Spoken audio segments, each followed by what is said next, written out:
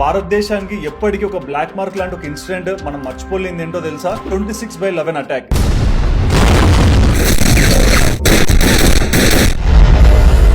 తౌహర్ Hussain Rana actually attack ఒక సంవత్సరం ముందు ప్లాన్ చేశారు. దానికన్నా రానా ఏం చేశాడు, కొన్ని లొకేషన్ స్కాన్ చేశాడు ముంబైలో. ఫస్ట్ తాజ్ హోటల్లోనే ఉన్నాడు ఆయన. అన్ని రూమ్లు తిరిగి ఫ్లోర్లు తిరిగి వీడియోలు తీసి దాన్ని పాకిస్తాన్ పంపించారు మొత్తాన్ని.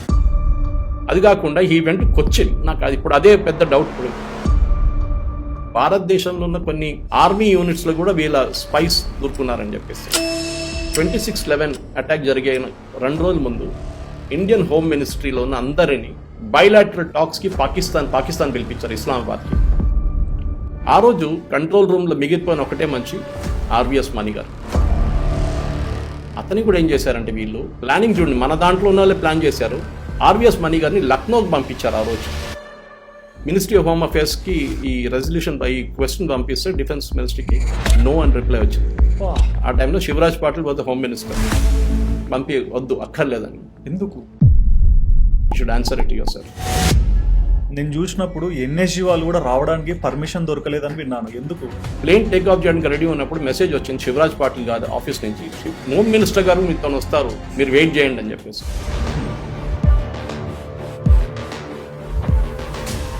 అనుకుని 10 నిమిషాలు వస్తున్నారేమో అనుకుని, దాని తర్వాత అసలు ఫోనే ఎత్తట్లేదు, వాళ్ళ ఆఫీస్లో ఎవరు ఫోన్ ఎత్తలేదు. లాస్ట్లో శివరాజ్ పాటిల్ గారు వచ్చింది పొద్దున 2:30. వై డిడ్ ఈ delay the deployment of NSG? ముంబైలో దిగిన తర్వాత ఈ మహాశయ్ శివరాజ్ పాటిల్ ఏమంటున్నారంటే, నాకు గార్డ్ ఆఫ్ ఆనర్ కావాలి. David Coleman Headley and Tahawwur Rana ఈ కేసుకు సంబంధం లేనప్పుడు వీళ్ళేం చేశారంటే, ఆబ్వియస్లీ స్ట్రాటజీ వాజ్, ఒక ముస్లిం ఆయన కసబ్ అనే ఒక మనిషి కల్వా ఎందుకు కట్టుకున్నారు? కసబ్ దొరకకపోతే ఇదొక ఆర్ఎస్ఎస్ సాజిష్ అని చెప్పి కాంగ్రెస్ వాళ్ళు రెడీగా ఉన్నారు. ఇప్పుడు కూడా యూట్యూబ్ లో నడుస్తుంది, ఇవాళ ట్విట్టర్ లో అదే ట్రెండింగ్ అవుతుంది. Digvijay Singh statement, nowhere in this book or nowhere in Mr. Mushrif's book you will see the involvement of the Pakistani terrorists in 26/11. The idea was Hindu terror.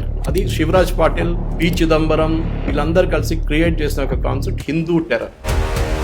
Rana case చాలా interesting. రానాని first ఈ కేసులో Danish కేసులో arrest చేసి punish చేశారు. కానీ Indian terrorist attack జరిగిన 26/11 మీద ఆయన్ని అక్విట్ చేశారు, అంటే కన్విక్ట్ చేయలేదు, ఫ్రీగా ఇచ్చేశారు.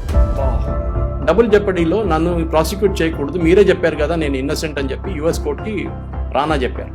కానీ ఇండియన్ గవర్నమెంట్ ఏం చేశారు, మోదీ గవర్నమెంట్ చాలా స్మార్ట్గా ఫ్రాడ్ కేసు వేశారు వీడి మీద. పెద్ద పెద్ద కిలాడీలు మన దేశంలో ఈ గేమ్ ఆడినరు. దిగ్విజయ్ సింగ్ ఉండొచ్చు, శివరాజ్ పాటిల్ ఉండొచ్చు, పి చిదంబరం ఉండొచ్చు. వీళ్ళ మీద అందరి మీద ఒక ఎంక్వైరీ ఉండాల్సింది.